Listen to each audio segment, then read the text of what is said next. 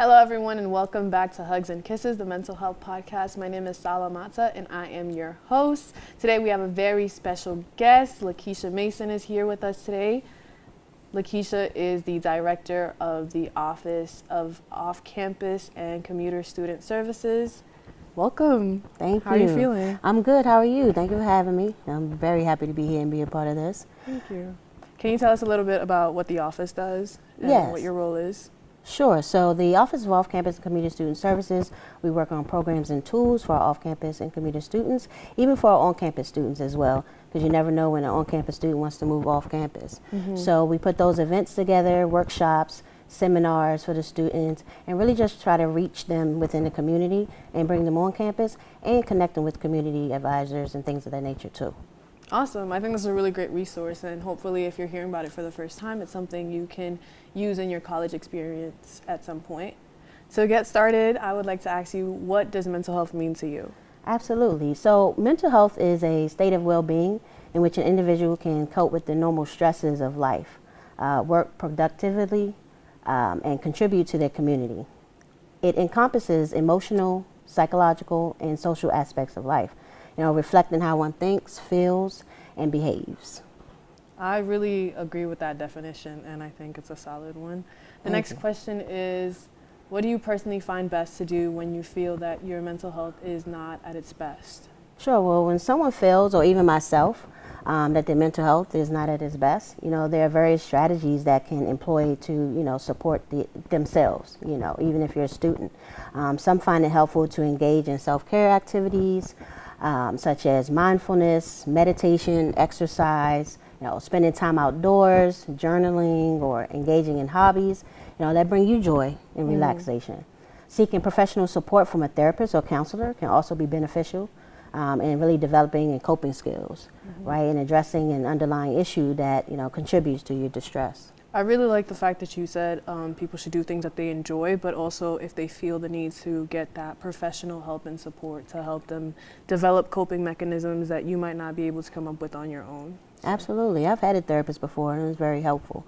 So, I've had my own mental health struggles, but I got over it, I overcame, and, but every day, you remind yourself that be happy to be here, be glad, and smile, Right. Don't let anybody take that away. Right, because gratitude, I think, is like the biggest aspect when it comes to mental health, understanding that you may be going through something, but there's also a lot of things to also be grateful for, and that can help ultimately just uplift your mood and your spirit. Absolutely. That's an important word, gratitude. I agree. Yeah. How can the Office of Off-Campus and Commuter Services help students on campus? Sure. So the Office of Off-Campus and Commuter Services plays a vital role in supporting students who may have unique needs, right, or challenges related to their living situation. They can provide resources and assistance with transportation, housing, community building, I was discussing earlier, initiatives to ensure that off-campus and commuter students really feel connected and supported within the university community. By offering tailored support services and programming, we can help enhance the overall well-being and academic success of students on campus and off campus. Thank you. It's really nice to know that this resource is also extended to students on campus as well. You talked about transportation. Would this be transportation to going back home if you don't live in Oneonta, or is it transportation to internships and things like that? Could you elaborate more on that? Sure. So I'm working on a program that can assist students with getting back and forth between internships, since you mentioned that, as well as to events or different workshops that we might even have off campus. So that's something I'm putting a team together for, so I can really support the students who are missing out on certain initiatives or events or programs that they can't make it to because they don't have a way there. That's really amazing, and I think that could be like very useful for many of us who don't drive or don't have cars. Speaking for myself, I do not have my license, and living in Oneonta, it can be so frustrating to get around to do things, and your opportunities feel limited when you don't have that basic need of transportation. So knowing that the college is taking initiative in helping us get support in this area is really, really good to know that it's happening. Absolutely. And, along with transportation, we also do legal assessments too as well. And if I can't directly help you, then I'll refer you to an attorney within Otsego County that could possibly assist you too. We also go over leases and lease agreements to help you read that through and make sure that everything looks up and up, right? And that you can be safe when you're moving in and it's habitable for you. Given that this is a mental health podcast, would you feel comfortable sharing with us your mental health journey? Absolutely, just in case it can help somebody else. You know, it was a hard time for me losing my mother and my grandmother, and being the oldest, you know, I really had to dig in and take myself out of that dark place, and promise myself I would smile and smile often, right? And everyone has a bad day or days that they really aren't feeling it, you know, something that can be learned from that makes you even stronger in the end.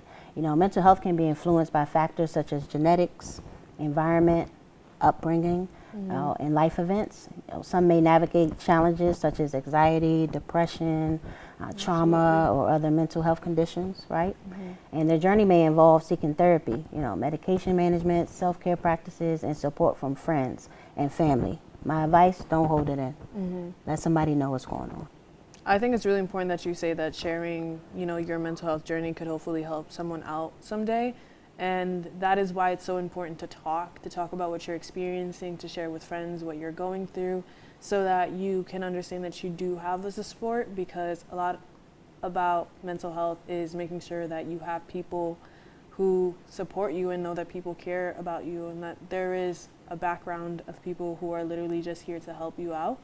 And if it doesn't necessarily look like you getting therapy right away, just knowing that there are people you can go and talk to is really important. And I like that you said don't hold it in, because speaking it out loud will make you understand that you are less alone. A lot of us do experience anxiety. A lot of us have gone through trauma. And just knowing that somebody has experienced the same thing as you could also even just be that much more comforting when trying to get help and, you know, dealing with the medical industry. When you think about trying to get therapy can be really hard, and it's not quite accessible to most people. And even getting on medication and things like that could even be more difficult. So first things first, talk, make sure that you have friends and family to support you, especially as you go on to get professional help. Yeah, you definitely don't want to hold it in, because speaking about it makes it real too. You know what I mean? Brings it to the forefront and lets you know yourself know within yourself that this is something I probably should work on if I can speak about it, or if I've been in this experience at this time. You talked about being the older sibling. Are there any things that you try to teach your younger siblings, especially during the grieving process? You mentioned that you lost your grandmother and your mother.